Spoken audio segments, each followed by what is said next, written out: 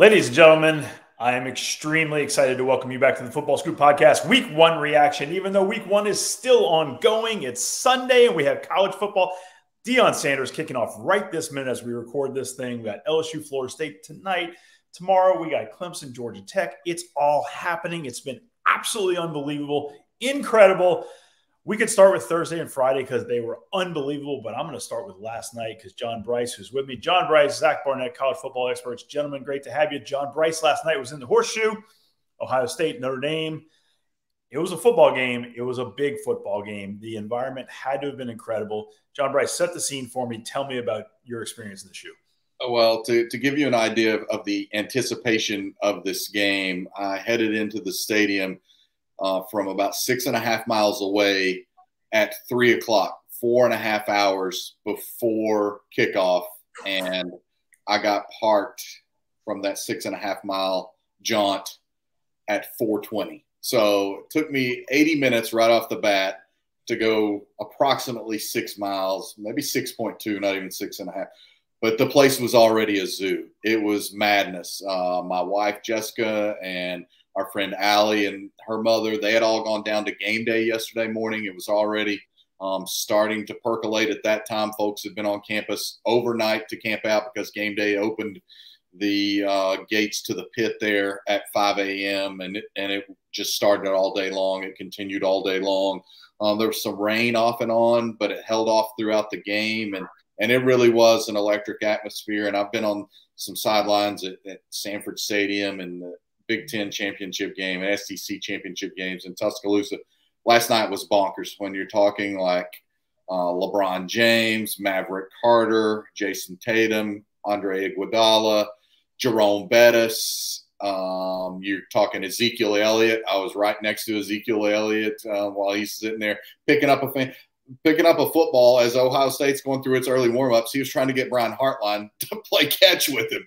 So Ezekiel Elliott was dialed in, Justin Fields, Chase Young. I mean, it was an electric atmosphere. The number of recruits on hand, our reigning DPP of the year, Zach Grant, turned that into a real showcase contest for the Buckeyes. And, I mean, they had some absolute future stars on the field there to take in that game. And, neither team was daunted. That's the other thing, is that it really was a great atmosphere. First game of the season, minimal penalties, especially after the first quarter, and no turnovers for either team. So those were a couple of things that immediately stood out to me in terms of just the atmosphere and how the teams handled it. I thought Ohio State's defense, played exceedingly well late in the game and kind of won the game for them is the way I saw it. How did you see it, on the field? How did it play out? Yeah, it played out almost exactly like that. I believe that Notre Dame and early on, Notre Dame was a bit more effective in doing some things to maintain possession, to shorten the game. That was Notre Dame's plan going in. We talked about that. But Ohio State made adjustments. Ohio State looked really fast on defense and certainly more physical than the Ohio State defense we saw a year ago. And it looked to me like Jim Knowles had a defense that was just as physical as what he had been dealing with at Oklahoma State, but that this one was much, much faster. And then Notre Dame didn't have Jarrett Patterson, its All-American left guard. It started 4 or 5 sophomores on the offensive side of the ball, including Tyler Buckner. So Notre Dame was very limited. The other thing by field position, and I touched on this, they had 6 of their 10 possessions started at their own 15-yard line or worse. 6 out of 10 own 15 or worse. And there were a number of factors for that. Punts that could have been fielded, kickoff returns that didn't net anything. Those were the different and defining elements in the game to me. And you also felt like if Notre Dame wasn't so fundamentally and tactically sound on defense that at any given moment Ohio State could take it 80 yards to the house. And I don't think you ever thought that with Notre Dame. You didn't feel like Notre Dame was going to beat itself, but the explosiveness for Ohio State, I thought, just sort of lurked below the surface the entire game. I agree. I thought Notre Dame played a very good football game. I thought, physically, I don't know. Anyway, I thought Notre Dame played a good football game. I thought that Ohio State's defense just shut them down at the end. And then, a couple of plays, and all of a sudden Ohio State wins the game. It was a good football game. Yeah, it was great. It was great for the sport. My hope is as we push further towards expansion, since this is the first time we've potted since Friday's news as well, that we continue to just see more and more of these games. I mean, when you talk Ohio State, Notre Dame yesterday, you talk Texas, Alabama coming up. We're obviously going to dive into Florida, Utah, on and on. College football needs those games, and college football with the 12-team playoff format has zero excuse not to have oodles of those games every year. There were unbelievable football games Thursday, Friday, Saturday, because we're already talking Saturday night. Zach, I'll ask you for your thoughts on Florida, Utah. I thought it was an awesome football game, to be honest. I thought it was great for the game. You got an SEC power, Pac-12 power going at it, and it was a battle, and Florida found the offense at the end. Zach, give me your thoughts on that one. Yeah, I mean, John, you touched on this, Ohio State, Notre Dame, but I thought the ESPN broadcast pointed this out. They were right. Like, the execution for both teams, they looked like they were playing their 6th or 7th game.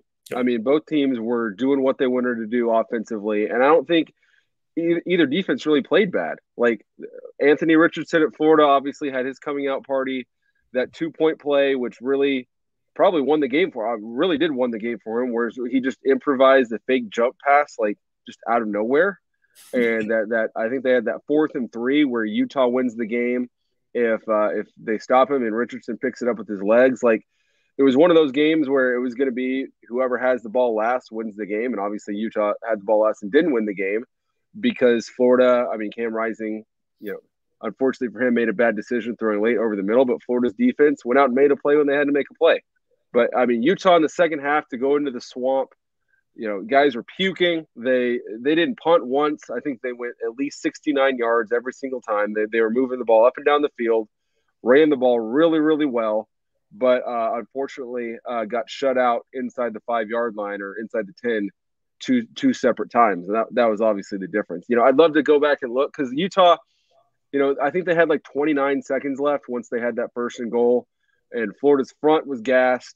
They were dropping 7-8 guys into the end zone. Like, I wonder if they could do it again if they were trying to run the ball first and then at that point throw, and either you complete it or the clock stops and maybe you have time for one more play or a field goal. But I mean, that interception obviously killed them. But I mean, I don't think Utah has anything to hang its head about losing that game. Like, they looked fantastic. Yeah. So if you guys, I think most people listening to this podcast are probably familiar with Nuggets. But if you go to footballscoop.com today, Monday, Tuesday, Nuggets is going to be right there on the homepage. Zach's the Nugget God. He's the author. He's been doing this for years. It's one of my favorite reads, if not my favorite read on the internet every week. And it's an incredible read. Zach gives you his your top 16 in there. And I noticed you didn't even move Utah down. You had Utah, still like number 7 or something like that? So, yeah, I think so. 8 or 9, somewhere in that range. I mean, I couldn't move them down. Like, they didn't lose because they played poorly. Like, Florida made one more play. That was it. But Utah, I thought they were a top 10 team, at least right now, and I still think they're a top 10 team. Credit to Florida. I mean, game 1 of Billy Napier to go out there and win that game. Yeah, and I would just quickly say, You're right on a lot of those elements, Zach, but the 2-point conversion play, here's what's insane. I did some reading and just really diving into that game after the Ohio State Notre Dame game because I was so fascinated by it. And Billy Napier and those guys said that Richardson literally had done that same exact play in practice. They said literally the same exact play. So it looks so impromptu, but this guy's out here perfecting the 360 play, the 360 jump pass 2-point conversion. So really pretty phenomenal play there by Florida and the Gators to win that game. I don't think the Gators win it on a neutral field, but that was what we talked about in advance of the game. The home field advantage I thought would be key. A sold-out swamp would be key. It looked like a great atmosphere. And another late-night game that I'll just throw out there real quick which is why I have this T-shirt, Oregon State. They absolutely opened a can on Boise, and kudos to Jonathan Smith. What a job he is doing with the Beavers. I mean, that was a game that was never really in doubt. Boise made a modest little second-half run, but Oregon State controlled that game, 50 minutes of the time. All right, there's two more games I want to touch on kind of a little bit in detail, and then I want to go to rapid fire reaction on a bunch of these things. But two games that I just had so much fun watching earlier in the day.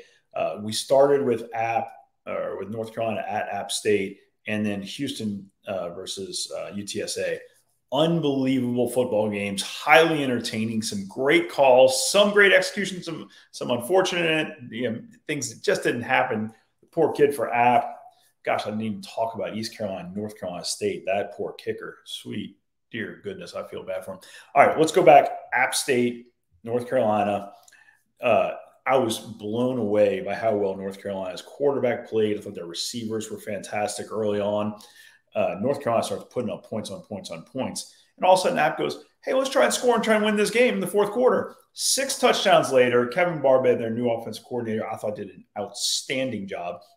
They were caught with a couple of penalties that pulled them back and made them do it again a couple of times. I mean, they might have scored 8 touchdowns if they needed to. They weren't going to stop. And then the kids got the 2-point pass, and the receiver, I thought the announcers, I thought the play-by-play guy kind of was off on a lot of things in that game. Anyway, he did rightfully point out, if the guy just stays in stride, he catches that pass over his shoulder. For whatever reason, he turns around, and then it goes over his head. That was so unfortunate. It was unbelievable right there. Anyway, your thoughts on those games, guys. Let's talk App State UNC first.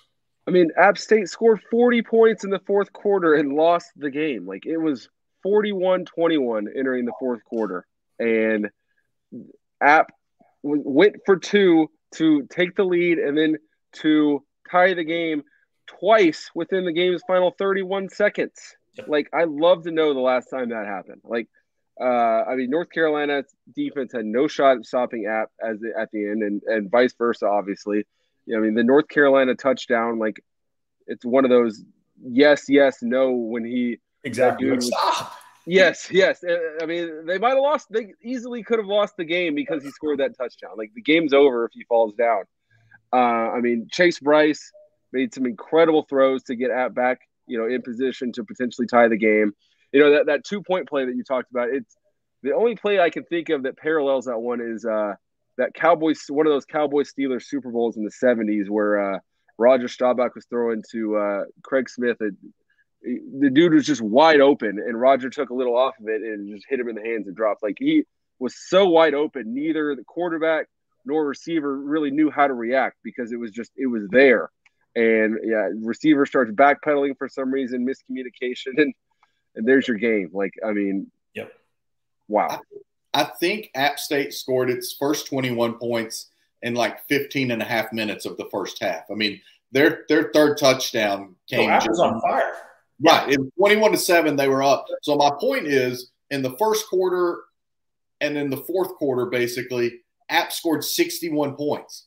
I mean, in basically 2 quarters, App scored 61 points. Yep. The flip side of that is you're North Carolina. You go into the fourth quarter. You've taken all control. You're up 41-21, and you not only don't remotely close out the game, but you're fighting for your life not to just lose the game. So I think that's troubling. Kudos to Mac Brown for dancing in the locker room and still having some moves like Jagger at age 78 or 79.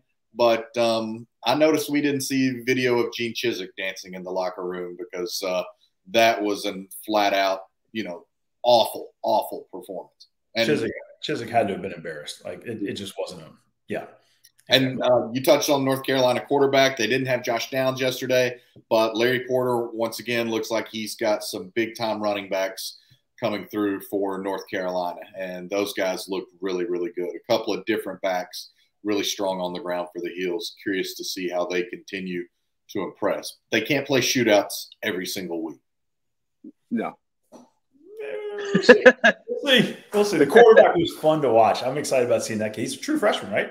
Yep. I think he's a red shirt. Red shirt. Yeah. Red shirt. Just a great young athlete. That was a lot of fun. All right, because I brought it up, let's talk East Carolina coming back. East Carolina just wasn't in that game. Didn't look right. NC State kind of had it. And then East Carolina, boy, I think he's number 2, little small receiver, fast as can be for East Carolina, made some just unbelievable plays. And then the poor kicker, misses the extra point, and then misses the field goal. And you're just like, oh, my gosh, that poor man. It was horrible. I think it's probably really bad for the ACC, but great for college football that UNC and NC State went on the road to play their group of 5 neighbors. Obviously, Virginia Tech did the same and lost to Old Dominion Friday night. Like, not many schools will go on the road at, a directional school or whatever within your own state. So and it gave us 2 great games. So my hat's off to all 3 of those teams, those ACC teams, for doing that. And I would have loved to have seen what church was like this morning and what sports radio would have been like tomorrow if UNC had lost to App and NC State lost to ECU, and it very, very nearly happened. It was so close. And as you guys referenced, along that whole region, you also had Virginia Tech losing at Old Dominion. And if I'm not mistaken, I think Virginia Tech has 4 more games at Old Dominion across the next decade. And as Zach already astutely pointed out, maybe on Thursday, Virginia Tech had also lost its last trip to Old Dominion in 2018. So 3 really bizarre games. But Mike Houston at East Carolina, really, really good coach. Hard to think that the Pirates have many more losses in their tank this season if they can play the way that they played in the second half against the Wolfpack. I'll tell you, I'm not the big uniform guy like I think Zach kind of is. And there was a lot of color on the field with those East Carolina unis, but that just didn't right. I was going to tell him to retire that whole combination. It just wasn't right. Unless you're the Lakers, purple and gold's hard to pull off. Or the Tigers. LSU's playing that. Anyway, okay, but they don't usually. Anyway, whatever. Moving on. Texas Tech, UTSA. I thought UTSA was playing an incredible game. And then I can't remember if the quarterback got hit when he threw it. Oh, yeah, and then the interception by Houston, which just absolutely changed the game. And interception, rumbling, bumbling, stumbling. I think he gets tackled down, inside the 20. Houston scores touchdown. Houston scores another touchdown. The whole game flips just like that. Zach, give me thoughts on that one. Yeah, for the first 3 quarters, it looked like Houston, especially their offense, their receivers, just flat out didn't want to compete with UTSA. Like, UTSA's defense was flying around, hitting people as hard as anyone else. Like, they were just flying around out there. And then obviously Houston's got a great quarterback in Clayton Tune. They eventually found their footing. It was towards the end, it was similar to a lot of the other games we saw in that Houston. I think Houston put together like a 10-minute drive they went down the whole field to take a 24-21 lead. And then Frank Harris, the UTSA quarterback, comes back and throws 2 absolute strikes to get him in position. And they hit the game-tying field goal. And then at that point, we go to overtime, and neither one can stop each other. Houston's receiver scored a touchdown. I believe it was a touchdown. It all runs together. Where he drags his feet is a great throw, great play. Clayton Tune leaps, does a front flip into the end zone. Like, players making plays. Like, it shows those teams played like 2 teams that won 12 games last year and are favorites to win their conference this year. Like, I know UAB beat the crap out of Alabama A&M, but UTSA looked to me like clearly the class of Conference USA. And they've got a tough non-conference schedule ahead of them, but that team has not fallen off much from the Conference USA champion last year. And it starts with Frank Harris, the quarterback. He was great. When UTSA hit the tight end, like 4 seconds left down the middle, and it had to go up there and spike it and kick the field. That was so exciting. It was just quarterback played. He did an incredible job. I think that guy only caught like 2 passes too. Like, great catch, great play by that tight end as well. Well, what I would just like to say about this, kudos to Jeff Traylor and company in that situation.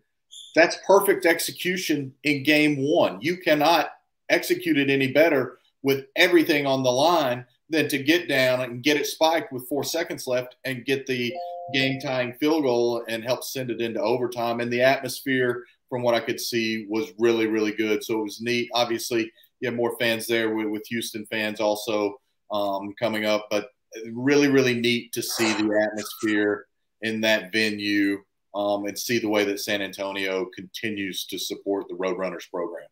All right, we're going rapid fire. If you guys talk for more than 20 seconds, I'm going to gong you. Look out. Alabama just destroyed Utah State. Blake Anderson says that football team is the best football team he's ever seen. Might be a little hyperbole, might be a little recency bias, but it happened. And Blake's been around for quite some time. Yeah. Moving on. And Blake has played a lot of SEC teams through the years at his various stops. So I think his word carries a little more weight because of how much experience through the years he's got against SEC teams. Georgia dismantled Oregon. Oh my gosh. When Bo Nix threw, I don't remember which pick that was, he threw a pick and he's like, I don't know what to tell you guys. They're just that. Yeah. It was the story. The second one. Yeah. Like, I mean, the talent level that they have is just unbelievable. And you got to love Kirby after the game recruiting. Like, hey, recruits, come play in my offense. We got to keep getting better here. It's fantastic. I like the fact that they're the defending national champs, and they said, we're hunting. We want to be the hunters. And you're the defending national champs with that mindset. You'll win a lot more games that way. Agreed. We spoke earlier in the week about Sam Houston versus A&M, and y'all laughed at me. I said, Sam might give them a little bit more than they think. And you're like, yeah, sure, whatever. But A&M's got the horses, and they're going to wind up finishing. We both were absolutely correct. Sam early on had a couple of things go wrong. If not, Sam would have put points on the board early, and then who knows what would have happened. But then after the delay, A&M came and just put them away. Michigan. Go ahead. I was just going to say an extremely small sample size on Haynes King, but the worrying thing is I think he threw 3 interceptions in his one start in the opener against Kent State, and then he threw 2 against UTSA on Saturday. So obviously, I mean, he's played 2 games in like one drive at this point, but you'd like to see him, stop turning the ball over so much. Fair. Michigan handled things. It was interesting, Zach. I saw your comment in Nuggets about, fairly pedestrian quarterback play. We'll see what happens week 2. They switch it up, biblical. We'll see where they go thereafter, right? Yeah, I mean, it seems like they're trying to lay the tracks for J.J. McCarthy to go out and win the job. I think if he plays well against Hawaii on Saturday, they're going to announce for Game 3 it's J.J.'s job. Well, we wrote about this on the site. Lane Kiffin doing the same thing. He had Jackson Dart start the game and help lead Ole Miss to what became a 28-10 win against John Sumrall's first Troy team. But Luke Altmaier getting the start next weekend for the Rebels, and then they'll make their more permanent decision moving forward week 3 when they go to Georgia Tech. So interesting. I do applaud these coaches for giving significant playing time and significant opportunity early in the season. And Lane said it best. He said, look, in the NFL, you get some preseason games to determine some of these position battles. We don't get that here. And also in college football, you run the risk of injury every time you simulate a preseason game with an inter-squad scrimmage. So a lot of credit for those 2 things. Ole Miss definitely looked like it's still got quite a bit to work out in its throw game. Zach Evans, the TCU running back, as advertised for the Rebels, with somewhere around 130 yards. Jeff Levy's offense at Oklahoma looked pretty darn good. Baylor just destroyed Albany as they should. USC handled Rice, and I didn't get to see any of USC play. They hung a bunch of points. 3 pick sixes for USC's defense side. Nice. That's a good thing. They play Stanford this upcoming week, I believe. Hopefully, be a real test. That could be a lot of fun to watch. Miami just throttled Bethune-Cookman as they should. Wisconsin won big. Arkansas-Cincinnati was a great football game. Sam Pittman's got himself a good football team. I love what Kendall does on offense. I like the Hogs. It's been a long time since I said that. KJ Jefferson is, they said, a little bit slimmed down version of himself. He looked really good. And another kid that I believe was freshman all-SEC wide receiver just a few years ago, Trey Knox. They've converted him to the tight end position. He'll be a draft pick. He'll have a chance to play at the next level as a tight end. Was good, big frame, but didn't have the speed to be a perimeter player. But as a tight end, he'll be a difference maker in the SEC, and he'll have a chance to parlay that into a professional career. I thought Cincinnati, there were so many times when they could have tapped out at that game, and they kept coming, they kept fighting. I thought they have nothing to hang their heads about either. Obviously, a lot of moving parts, a lot of inexperience that showed itself. Tough ask in a game 1 for so many new guys to go out to Arkansas and win, and they hung tough. So credit to them as well. I think Pittman's team's well coached, which I like. Kentucky handled Miami of Ohio. Kentucky and Florida coming up next week. Going to be a lot of fun. Rounding out the top 25, BYU handled South Florida. South Florida's got to find some way to get some juice going. All right, I want to talk short on a couple other games. Iowa, South Dakota State was Iowa. It just was. There was no offense to speak of in the entire game. Well, the two offenses tied 3-3, and then the Iowa defense gets the save with a pair of safeties, or we would have had South Dakota State with a mega win 2 straight years in a row within the first couple of weeks of the college football season. But it's performance art at this point by Iowa. Yeah. A lot of respect for that.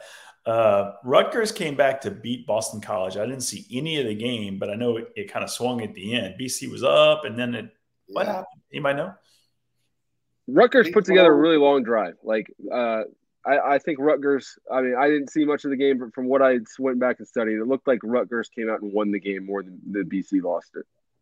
A couple of others since we're jumping around, kudos to Syracuse. I think we all picked Louisville in that game, and Syracuse really controlled that game and nearly ran Louisville out of the place. I think they ended up winning by 10, but it was a game that was never really as close as 10. Mississippi State, despite weather delays, long weather delays, absolutely bludgeoned Memphis.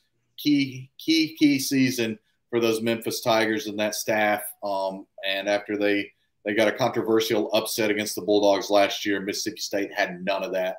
And shout out, as everybody fights for people in their seats, I believe I saw that Mississippi State set a new program record for most fans ever at a season opening game. So that's impressive. Awesome. That tells you the buy-in. Navy did not put it together, and they lost to Delaware. Something's not going right at Navy, and I don't think that bodes well for them. It's unfortunate because Penn is such a good dude. Tony Elliott got his first dub, which is awesome. UCLA Bowling Green, what a bizarre game. First of all, does UCLA have fans? No, there was 7,000 people. That clip went around the day. Max. On a holiday weekend. You're not going to get fans out of LA for an wholly uncompelling college football matinee on a holiday weekend in LA with all those beaches. Forget about it. UCLA put it together at the end, but it wasn't. Nebraska, I told you guys, watch out for North Dakota. And, I mean, that was a tie game late in the third with a couple of minutes left. And Nebraska put together a couple of touchdowns, and it looked okay on the final scoreboard, but it wasn't okay. And we don't want to beat on them too much, but we obviously also wrote about this online, the fact that Scott Frost was asked if he took over play calling duties at halftime because 31 of Nebraska's 38 points came in the second half. He declined to answer, but for the second straight week, so two games, 2 weeks in a row, he's talked about how mandatory it is to have more cooperation from his offensive staff. What on earth is going on if you're the first year offensive coordinator, you're a head coach that's fighting for his life, and 2 weeks in a row you have to say we have to cooperate better? I mean, it's like teaching kindergartners to share. What is going on? So FAU just throttled Charlotte in their week 0 type game, and then Ohio beats FAU in a barn burner. Good for Ohio because Tim needed to get some traction after last year. James Madison just pummeled MTSU. Pummeled them. James Madison's first ever game as an FBS resident, and look what they did to MTSU, an MTSU team that I believe was coming off a bowl berth last year. So, and by the way, Charlotte, who you referenced earlier, went out and got blown out by Bill and Mary. Blown out. Yeah. When William and Mary puts it on you, it's embarrassing, to be honest. Coastal took care of Army. I wasn't sure that was going to happen. Good for them. Congratulations. Tulane looked very good against UMass. UMass is down, but really good for Tulane. Hopefully they can build upon that. Liberty got a little dub. Arkansas State, Butch Jones gets a big dub over Grambling, a game they should handle easily, which they did, which is good to see. South Carolina beats Georgia State. South Carolina's got Arkansas, right, coming up week 2. Should be a big SEC game. North Texas.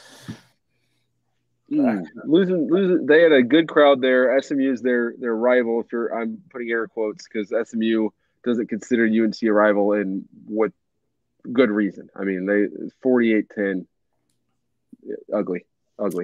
Texas had a warm-up with Louisiana Monroe. That's fine. Texas and Alabama coming up. You got any thoughts on that one real quick, Zach? If you're Texas, your goal is to not get Oregon, Georgia. Agreed.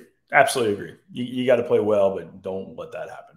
And then we're in the late night games now, Saturday night. Oregon State was fantastic. John Brice nailed it earlier. It's a good football team. I feel bad for Kent State. I saw Stuart Mandel shared a tweet about what administration is putting those Kent State players through. They're Washington. They're going to Georgia, or am I thinking back? They're going to Oklahoma, and then they get Long Island at home, and then they go to Georgia. Oh, I mean, those kids are going to be beat up. And then Western Kentucky hung a bunch on Hawaii. Hawaii ain't back. Timmy Chang's got some time to rebuild there. All right, gentlemen, in 1 minute, tell me about the joy that was Thursday night. Unbelievable. College football's back, and I was screaming with joy all night long. It was so great to see West Virginia and Pitt play again. And it was epic. The scene in the stands was amazing. The place was on fire. It was great. The game was fun, back and forth. Everything about it was great.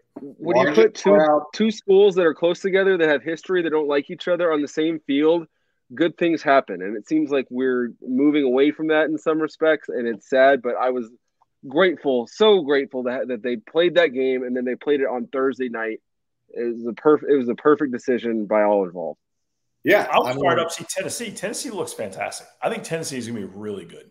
Well, I think the Tennessee-Pitt game next week is a sneaky, exciting, and really, really good matchup. The Volunteers, surprisingly, in my opinion, already opening as around a 4.5-point favorite at Pitt. One more quick thing on that Pitt-West Virginia game.